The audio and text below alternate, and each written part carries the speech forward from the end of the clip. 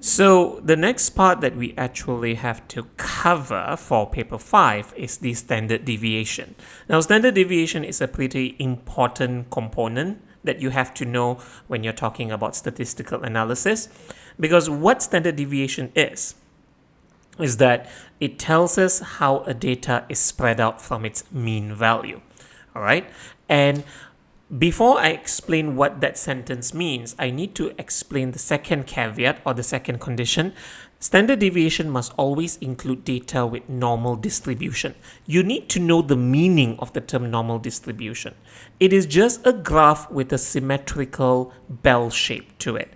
For example, the amount of sleep a person has in a day, and on the y-axis is the frequency of students or people who have that.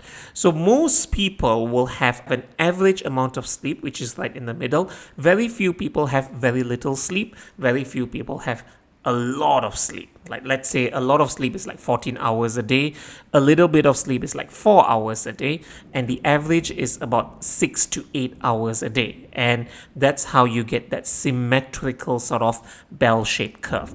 This is what is meant as normal distribution. And any graph that involves normal distribution will then have to include, in most cases, the standard deviation as well. Now, let's look at a face value, or let's just see how it works. Now, the amount of sleep was measured between class A and class B, the students of class A and the students of class B.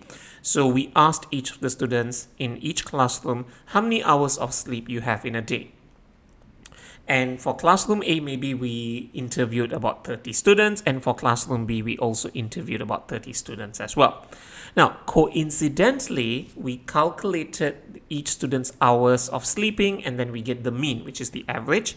And both of them have the same mean, which is around, let's say, about 6.5 hours, okay? So the mean hours of sleep that classroom A and classroom B has are equal, 6.5 hours. But interestingly, if we notice the bell curve, when we draw out the bell curve, both of them have normal distribution, because why? It's bell-shaped and it's symmetrical.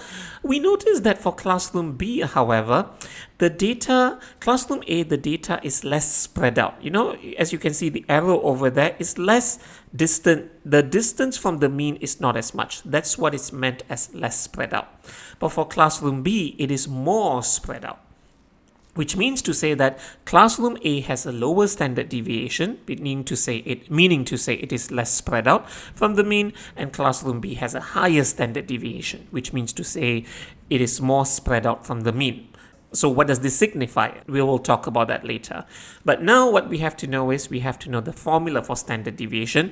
Good news is you do not need to memorize the formula. It is given in the exams. Do not worry. For example, let's take 20 students in classroom A. I did say 30 earlier, but let's just change it. And what happens is these are the amount of sleep each of the students have in the classroom. Now, so what happens is this is referred to as the X value. So the X value is just for each student, how much sleep do they have. The next thing you have to do is you have to calculate the mean. How do you calculate the mean? The mean is you add all those values together and divide it by 20. The mean is the average. And the mean value is 7.8 hours in this case, by the way.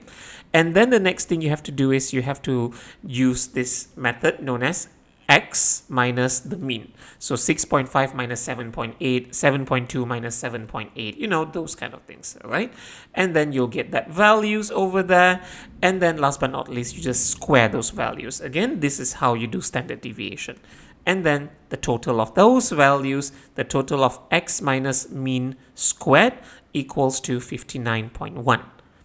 Now, next thing what you have to do is, that's your numerator, 59.1, divided by the denominator, n minus 1, n meaning to say the number of students in the class, n is 20 minus 1, which is 19.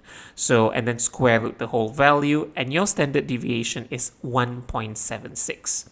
So, in this situation over here, how we can write out the answer is as follows. The mean hours of sleep the students in classroom A have is 7.8 hours plus minus 1.76.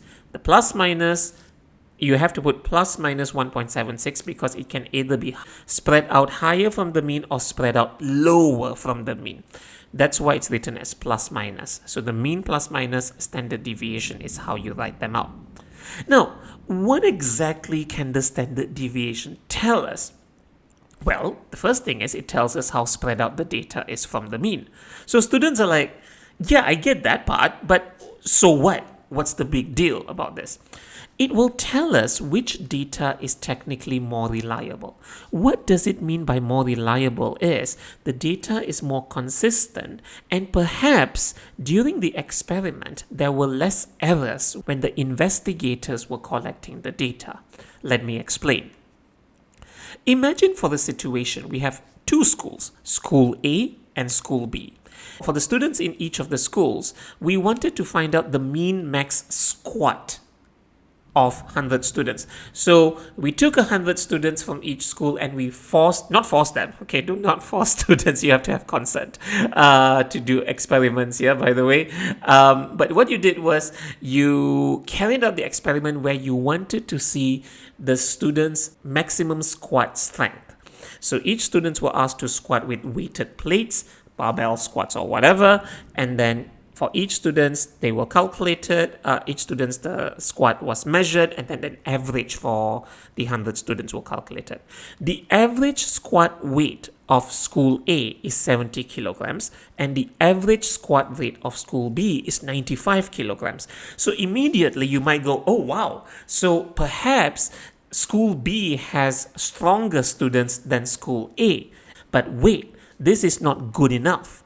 Because what we need is, we need the standard deviation.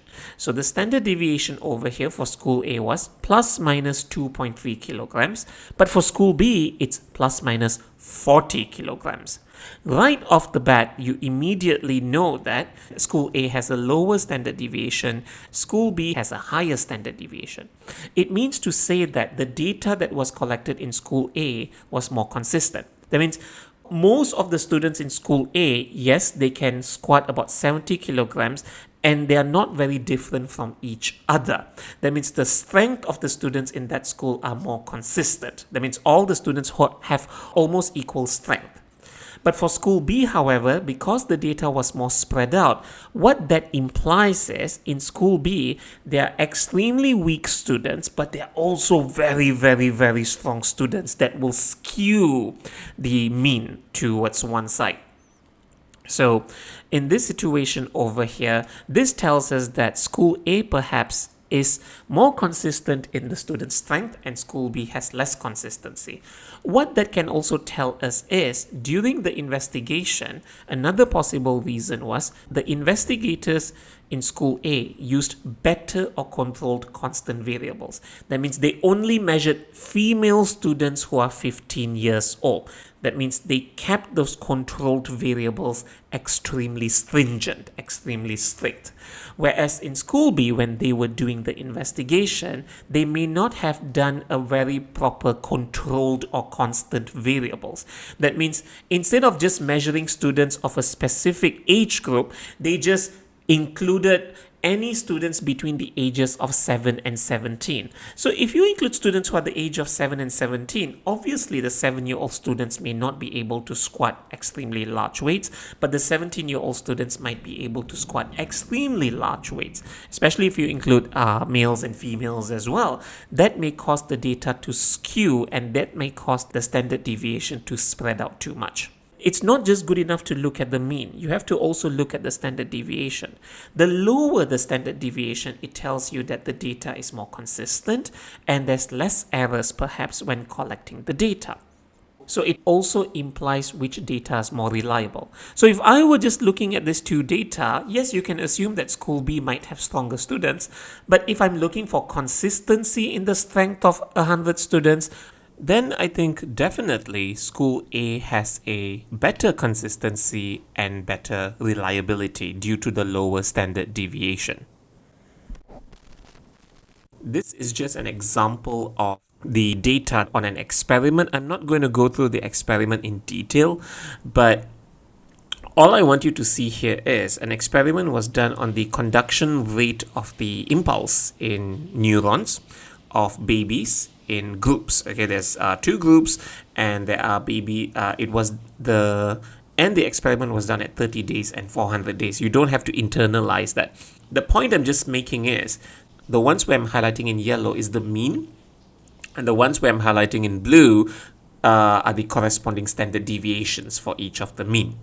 So the question is just asking, identify which table, which data, or identify which results in the table is the most reliable. So very simple, the one which is the most reliable is the one at the lower right corner over there, from group 2 at 400 days, corresponding to the motor neuron, and once you identified it, that's 1 mark, and they also asked you to explain your answer, and the reason is because this data is the most reliable because it has the lowest standard deviation. Now, would they ask questions like this in paper 5? Probably not, because these are from the old papers.